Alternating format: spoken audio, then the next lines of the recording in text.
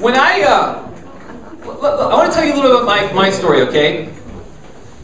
Grew up in a great family, all right? And I remember I was a kid, and my tooth got loose, all right?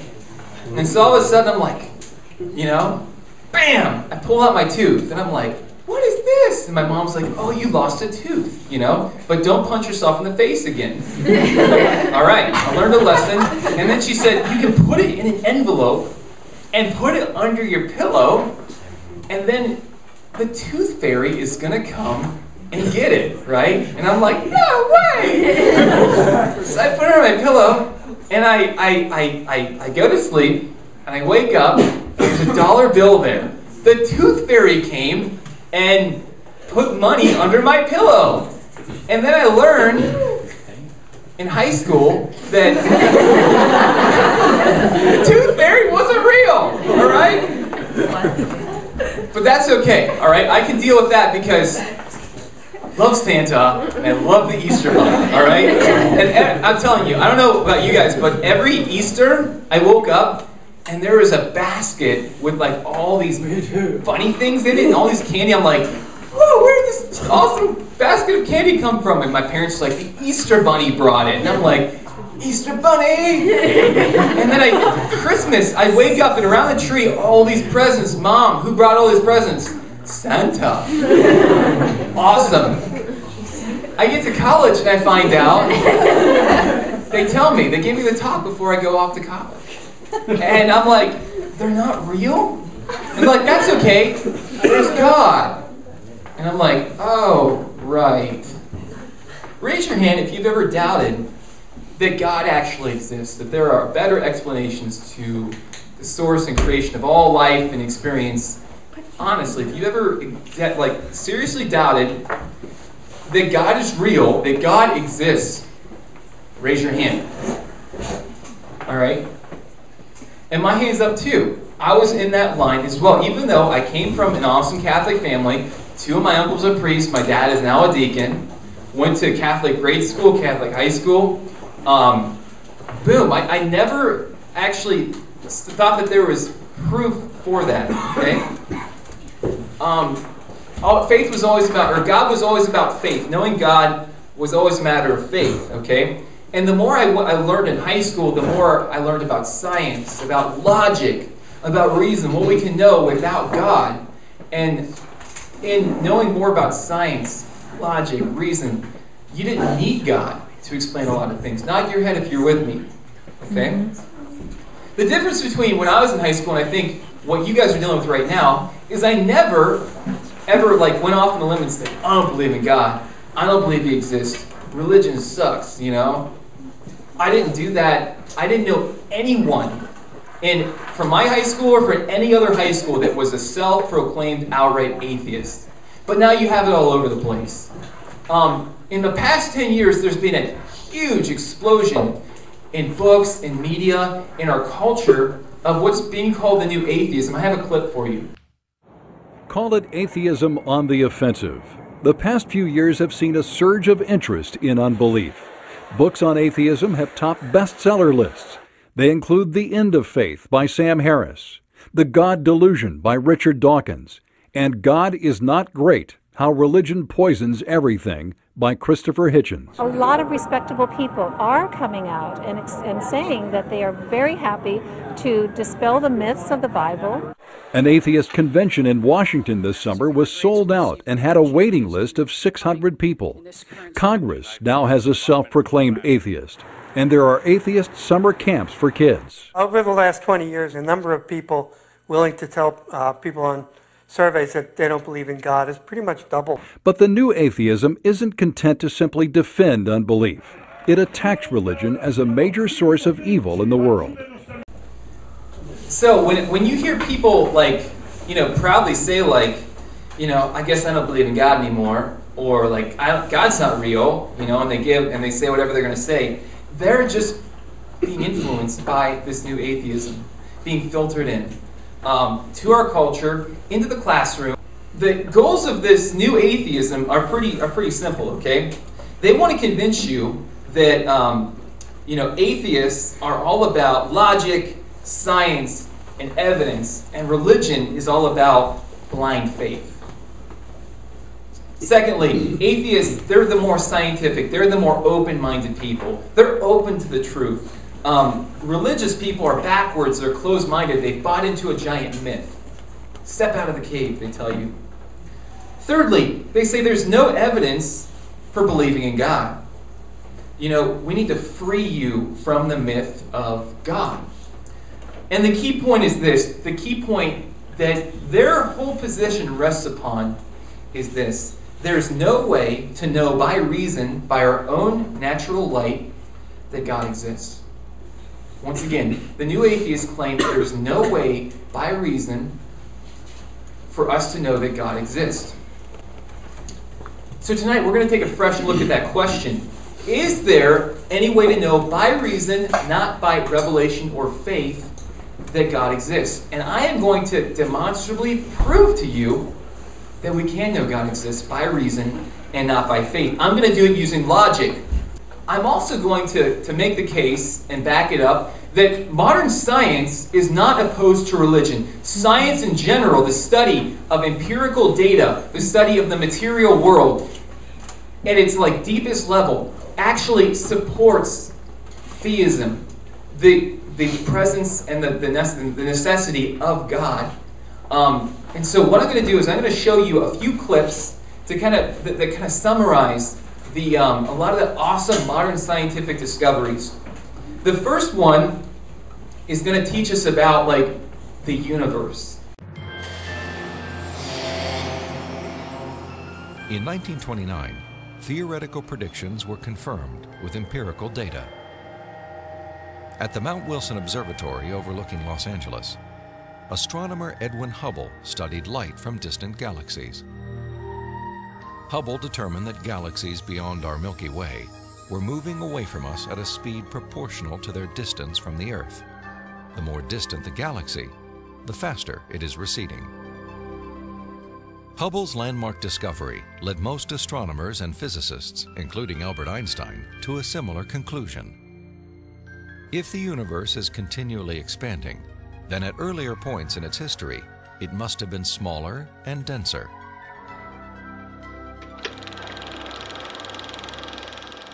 I think a good way to visualize this is to imagine that the history of the universe has somehow been photographed and made into a movie that we could play on a projector. As the projector runs forward, we watch the universe as it continually expands. But if the projector were to be stopped and were switched into reverse to make the movie run backward, then instead of watching the galaxies move farther and farther apart from each other, we'd see them draw closer and closer together.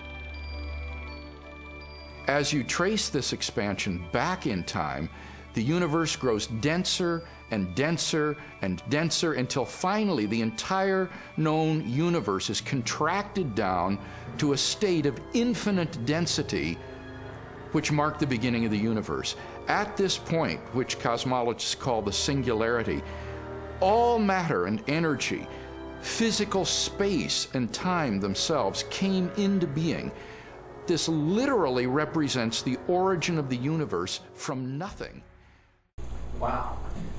Before about the 20th century, most cosmologists, most modern scientists, before, they believed that the universe was eternally existent, that it always was somehow, and it always will be. It wasn't until these amazing observations that we made that we found out that the universe is expanding from a definite point in time and space. Okay? So with that scientific knowledge, I'm going to break into my first argument. Okay?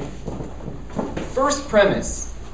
Everything that has come to exist has a prior cause. Okay? To demonstrate this, I'm going to use some dominoes. How many of you have ever seen Domino Rally, where you set up a bunch of dominoes and you hit them over and they go crazy, right? And then a rocket ship launches at the end. Okay, so for my Domino Rally, okay, let's take Father Adam, for example, okay? Father Adam has come to exist, okay, he's right here. Did his father Adam always existed? No, he had a prior cause. Who caused Father Adam? His parents. His parents, right? And then Father Adam's parents, did they always exist? No, they had parents, right? And I'm sure they all had beards. At least the men, right?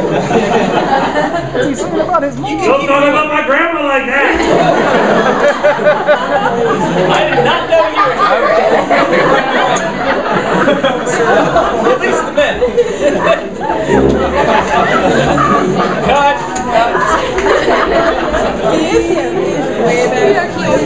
You can go back to like all the until generations, right? All the way back to Italy and Czechoslovakia, right? You can think even bigger. You can think to like, the first like human being, and let's say that we all evolved from apes. Okay, you have the first ape, okay, that caused the first human being to be possible, and then before you apes, let's say you had some kind of like fish with legs. Fish with legs.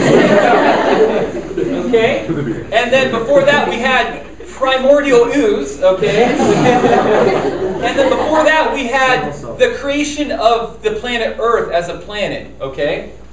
And then we have the solar system, right? And then we have the galaxies, right? The galaxies were also formed and come into being. And then you have, what else? Does it keep going back forever, okay? You get to this point where it's like, okay,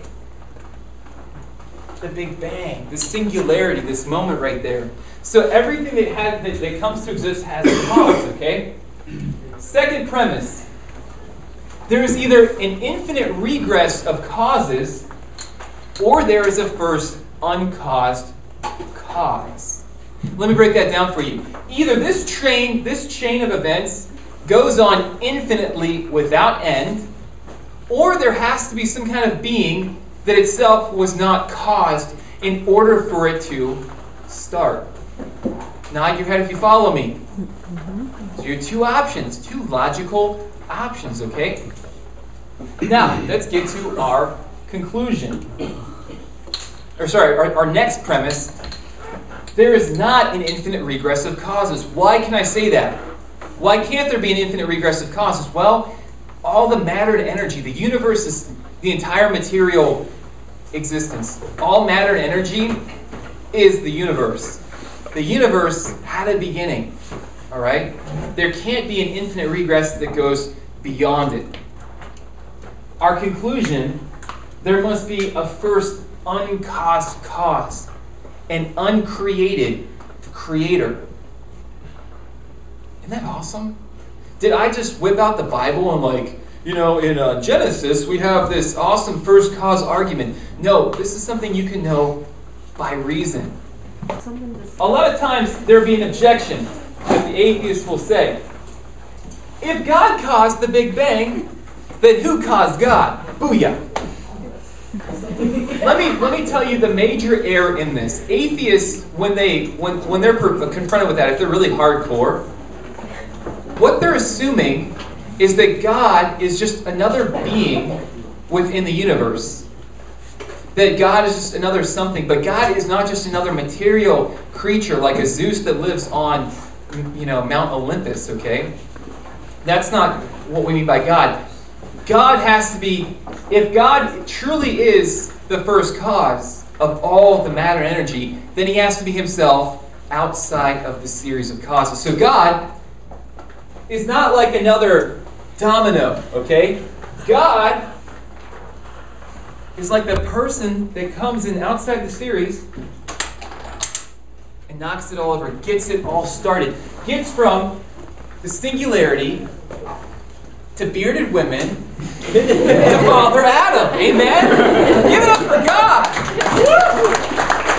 I want to show you some more evidence, okay, about the way the universe operates. There's all these different laws that make all of life, all galaxies possible. Strobel learned that life also hinges on the precise strengths and relative values of many different physical constants. One example of this fine-tuning is the force of gravity. Imagine a ruler divided up into 1-inch increments and then stretched across the entire universe, a distance of some 14 billion light years.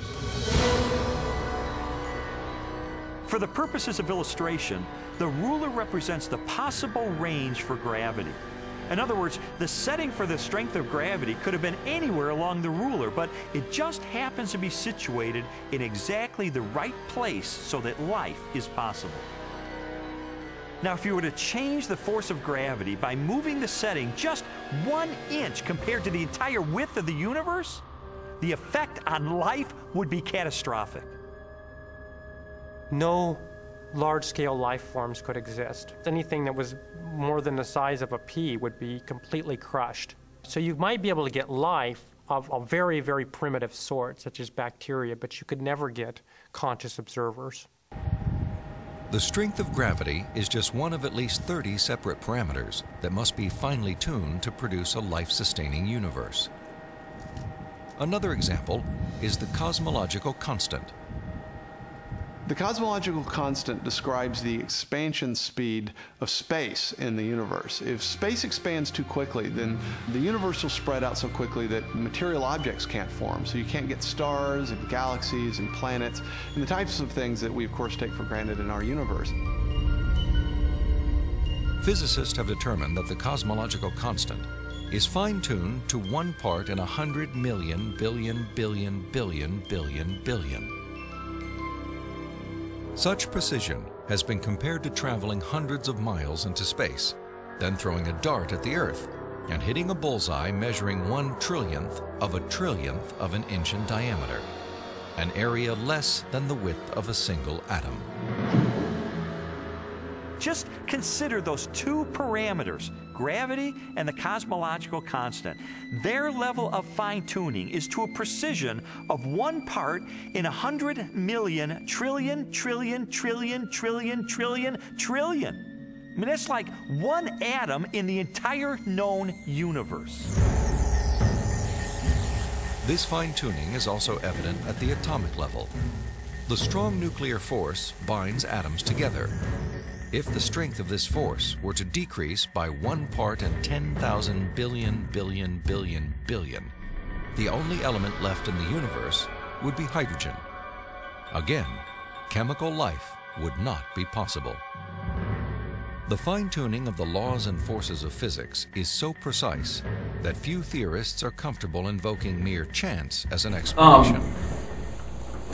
What we can get from that is, the question, what accounts for the universe's design? But that's way far out there. That's really far away from where we are. I also want to look at the evidence that we have and the data, the scientific data, of what's closest to us, what's intimate about us. What are the building blocks of human life? Atoms. False. Chuck Norris is the building block. Just kidding. The building block of human life is the human simple cell, right? Made up of things like DNA. What have we learned about the cell? With computer animation, we can enter the cell. Here, the staggering complexity of its molecular machinery is clearly seen. It's like going into an automobile factory. The factory has a large number of machines. The parts have to fit together in very specific ways to do their jobs, and if things go wrong, the cell is in big trouble.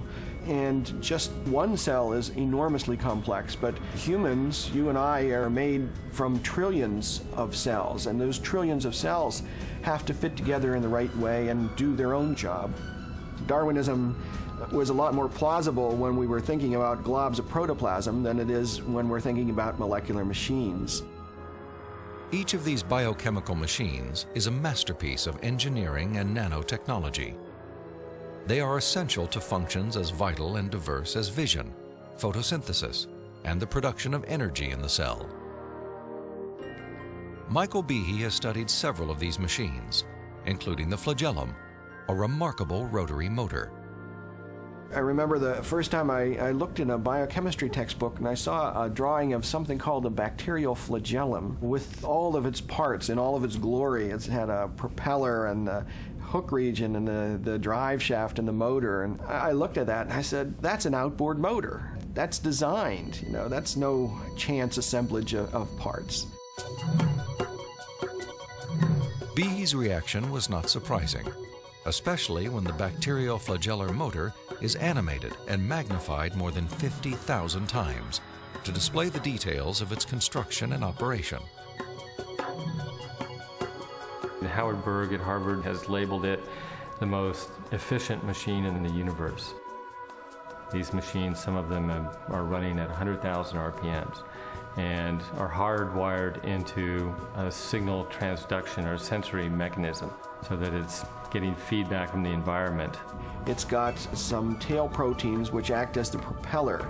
When the flagellum rotates, these push against the water and therefore push the bacterium forward. And the motor uses a flow of acid from outside of the cell to the inside of the cell to power the turning. The bacterial flagellum has 2 gears, forward and reverse, water-cooled, proton motive force. It has a stator, it has a rotor, it has a U-joint, it has a drive shaft, it has a propeller. It's not convenient that we give them these names. That's truly their function. That's just so cool. I love biology. I love cosmology.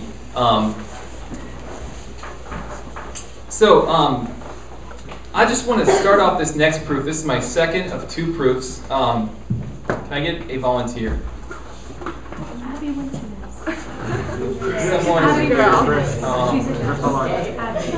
Yes. No. What's your name? Abby. Abby, come on up.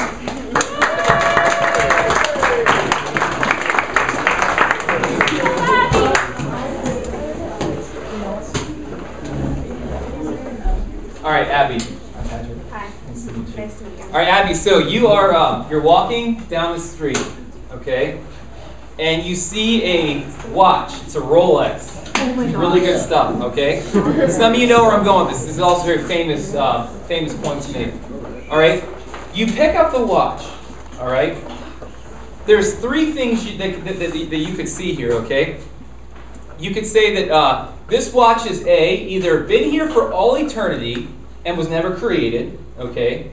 Or you could say B, that over time, like, it just randomly evolved from like all the erosion and like the tin factory exploded and the spring factory also exploded and right here it just formed.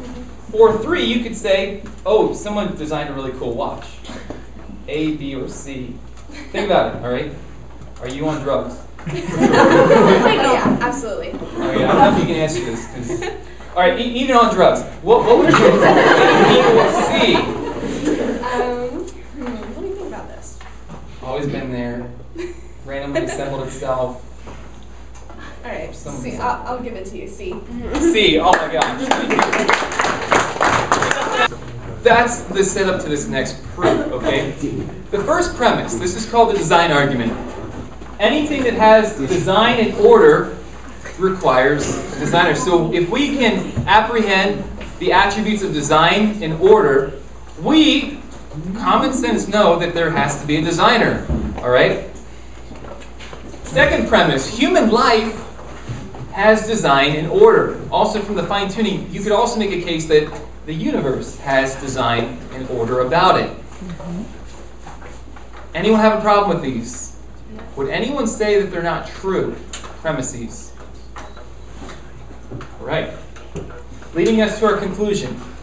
Human life was designed and ordered by an intelligent designer.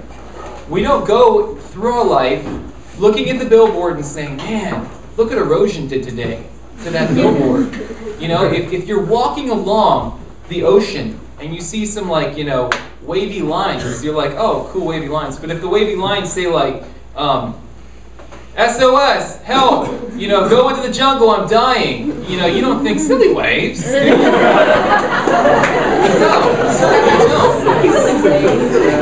In fact, like,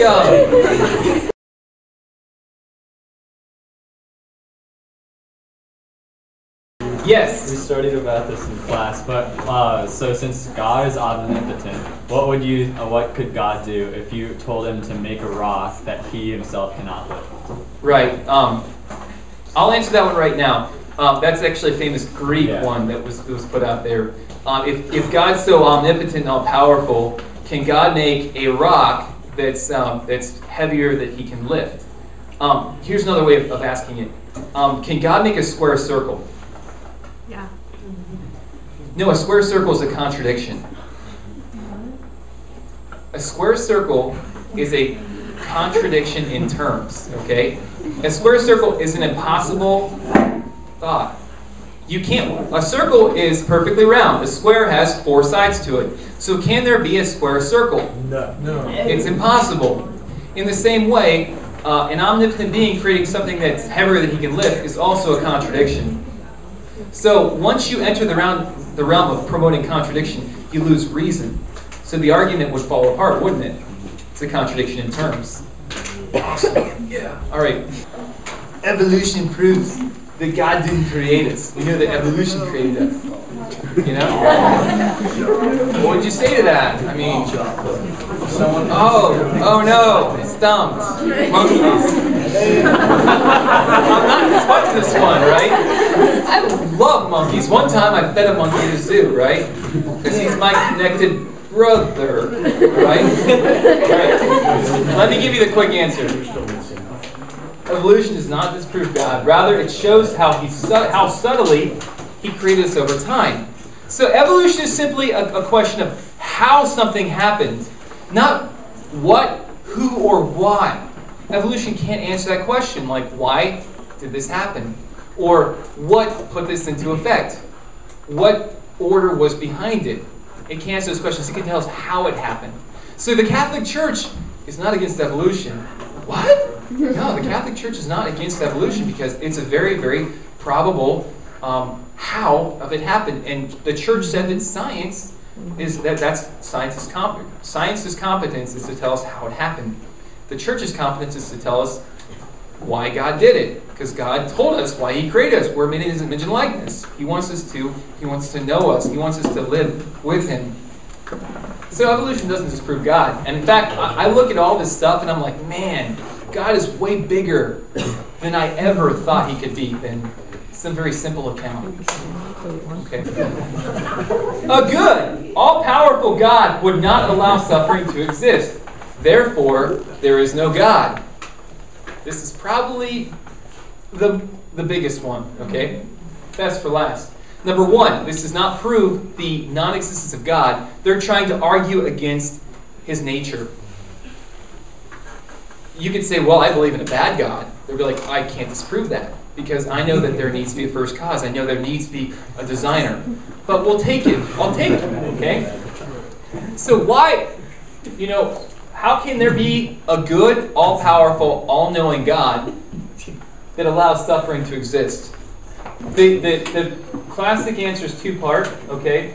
Because suffering comes either at the hands of men, like Hitler, Stalin, myself, Chuck Norris, you name it, or through natural disorder, like diseases or disasters like hurricanes and stuff. So there's this natural disorder occurring in the world, or human free, like the abuse of human free will, okay? To take away suffering from human sources, the wars, the violence, the abuse, that's the stuff that really, hits us to the heart, means God would have to take away our free will. Why would God give us a gift and then want to take it away like that? In fact, love is so important to God because it's who God is, that He's willing to put up with some suffering, with some abuse of that, if it will bring people to love Him. He's willing to do that. Satan wasn't. Natural disorders are the result of the fall. Before the fall, man dwelt with God in a perfect harmony. Man chose to be his own God. He rejected God's way. And in doing so, disorder, death, and disease entered the world. So the natural disaster part kind of is tied to our free will. There was no death when we were created in His image and likeness. There was no disease. There was no disorder. But when when we kicked God out, basically, of our lives, we lost God. All right? And in doing so, the disorder, the disease, and the death entered the world. But is God going to leave us like that? The ultimate response of suffering comes not from us, but from God himself. God's answer to suffering is the Son of the Father sent to us to suffer with us, to take on our sin, the things we freely went against, to give us a chance to be redeemed, a chance to love as we were created to love, and to have that life. Because at the end of the day, it's not about me being my own God that's going to fulfill me. Our hearts are restless until they rest in our Creator, in our Maker, in our intelligent designer. Amen? Amen.